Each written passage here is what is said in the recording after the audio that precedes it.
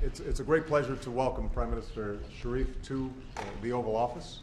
He was reminding me that the last time he visited here was quite some time ago, and we're glad to have him back after a historic election that took place in Pakistan.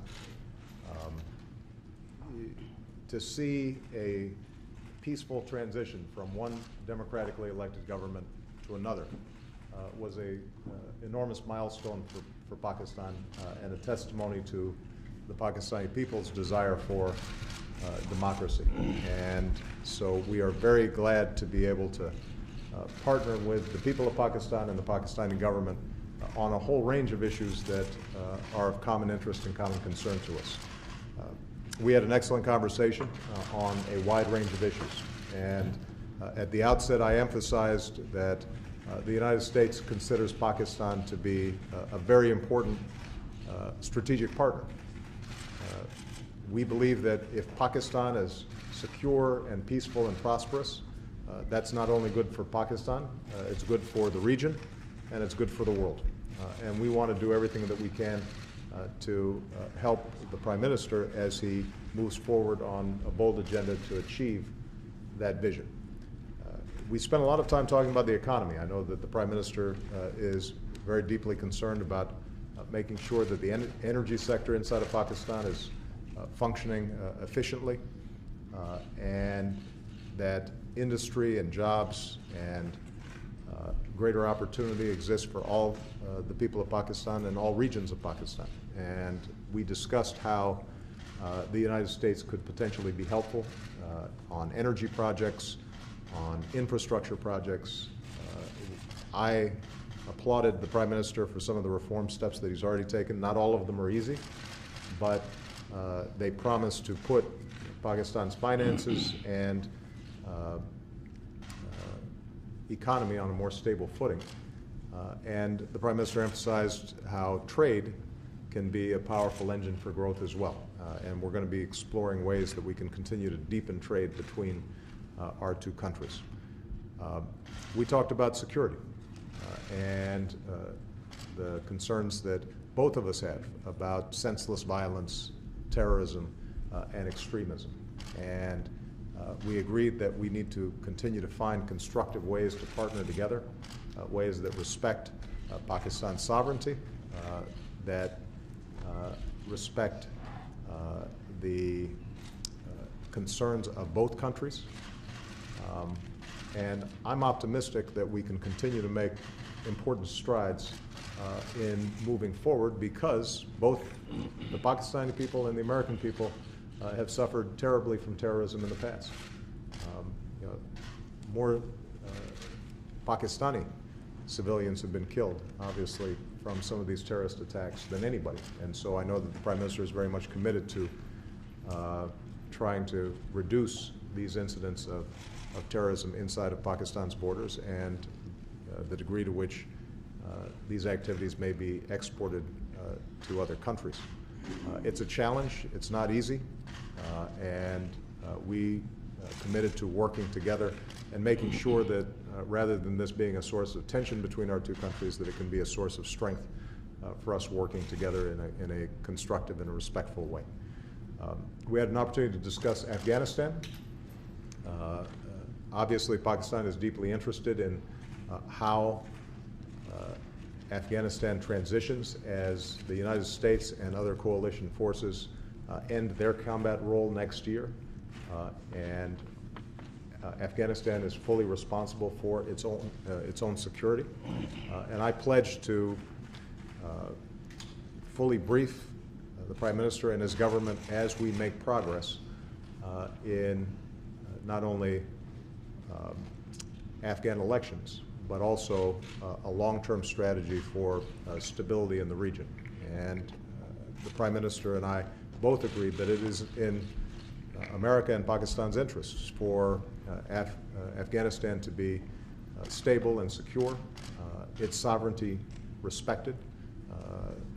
The Prime Minister has had very good meetings with President Karzai, and I know that President Karzai very much appreciated many of the gestures that Prime Minister Sharif has made, and I'm confident that working together, we can achieve a goal that is good for Afghanistan, but also helps to protect Pakistan over the long term.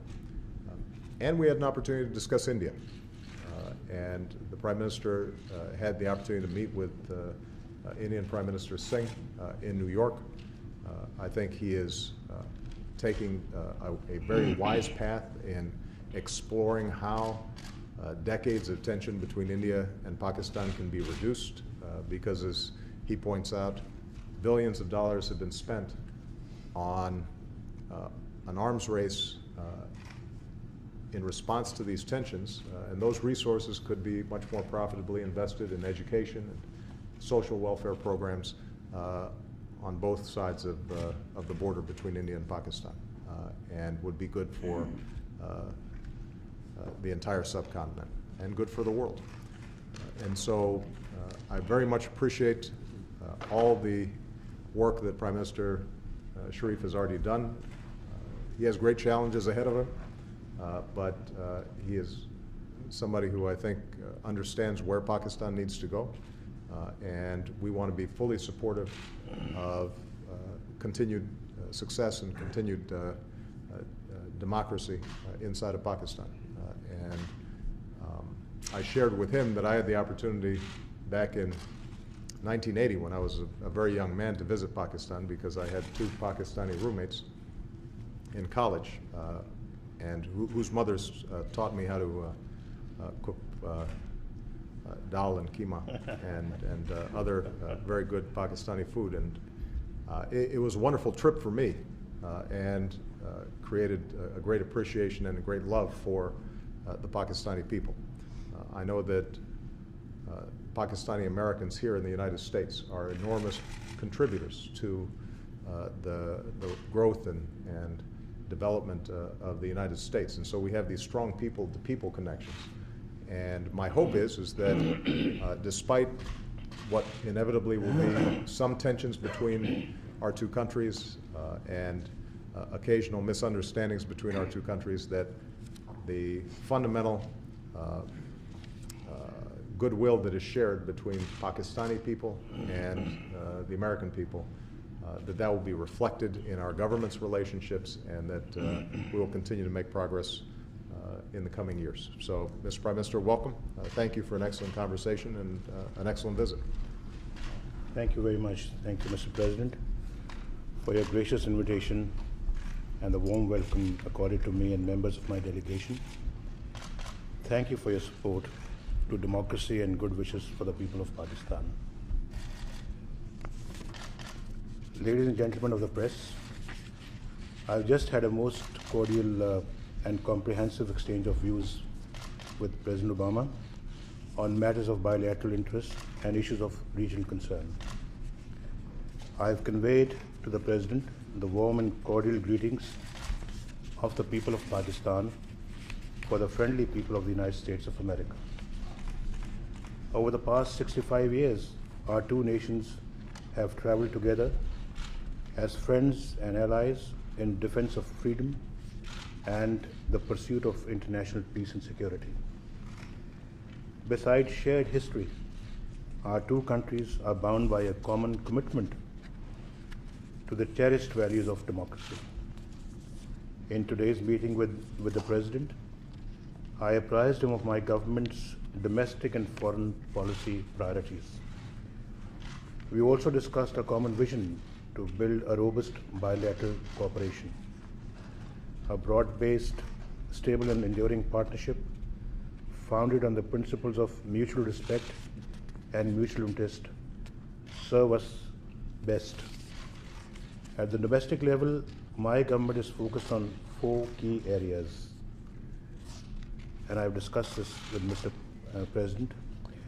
That is economy, energy, education, and combating extremism.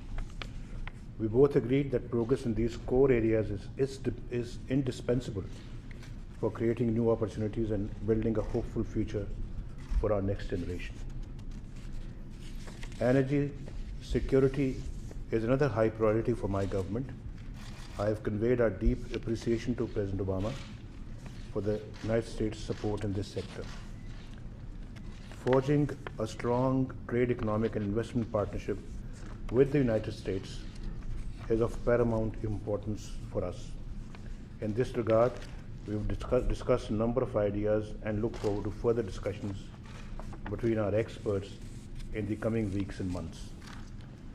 Pakistan and the United States have a strong ongoing counter-terrorism cooperation. We have agreed to further strengthen this cooperation. I also brought up the issue of drones in our meeting, emphasizing the need for an end to such strikes.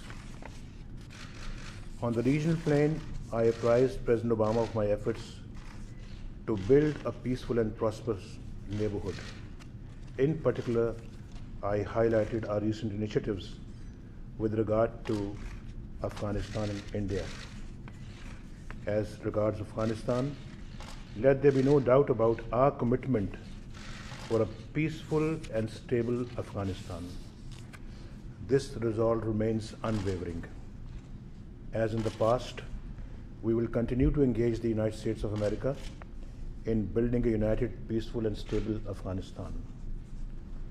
I told President Obama about my sincere commitment to build a cordial and cooperative relationship with India and our efforts to peacefully resolve all our outstanding issues, including Kashmir. Terrorism constitutes a common threat. It is as much a concern to us as it is for India.